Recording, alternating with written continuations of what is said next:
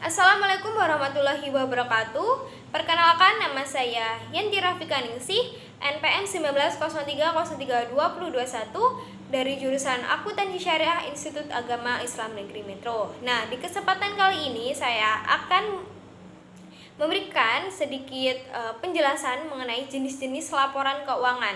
Nah, di dalam akuntansi itu menghasilkan sebuah laporan keuangan. Nah, laporan keuangannya itu dapat berbagai macam-macam. Yang pertama adalah laporan laba rugi. Jenis laporan keuangan ini berupa ikhtisar tentang pendapatan dan beban suatu perusahaan untuk periode tertentu, sehingga laba yang diperoleh atau rugi yang dialami bisa segera diketahui. Nah, berikut adalah contoh laporan keuangan laba rugi. Nah, di dalam laporan laba rugi ini memakai dua akun. Yang pertama ada akun pendapatan dan yang kedua adalah beban. Jadi laporan laba rugi ini kita dapat mengetahui laba ataupun rugi yang diterima oleh suatu perusahaan. Yang kedua ada laporan perubahan modal.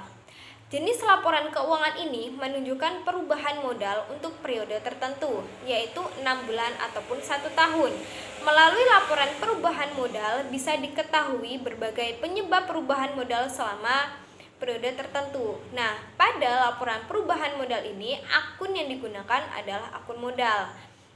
Nah, modal awal, kemudian ditambah dengan penghasilan bersih, kemudian totalnya berapa, kemudian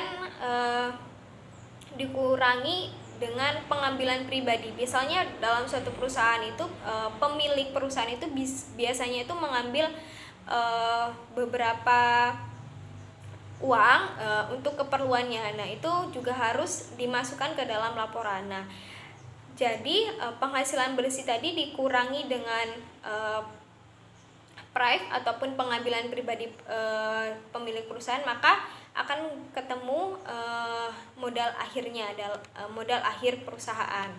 Nah, selanjutnya ada laporan neraca.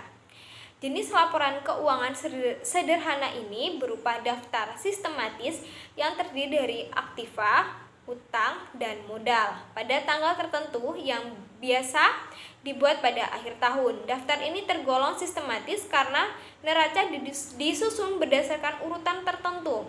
Melalui neraca bisa diketahui jumlah kekayaan perusahaan, kemampuan perusahaan membayar kewajiban, dan kemampuan perusahaan untuk memperoleh tambahan pinjaman dari pihak luar. Nah, di dalam laporan neraca ini ada 3 yang digunakan akunnya, yaitu ada akun aktiva, kemudian ada utang, dan juga modal.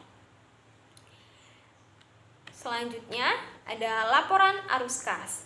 Jenis laporan keuangan ini biasa digunakan oleh para pemakai laporan keuangan untuk mengevaluasi perubahan aktiva bersih perusahaan, struktur keuangan, termasuk likuiditas dan solvabilitas, dan kemampuan perusahaan untuk menghasilkan kas pada masa mendatang.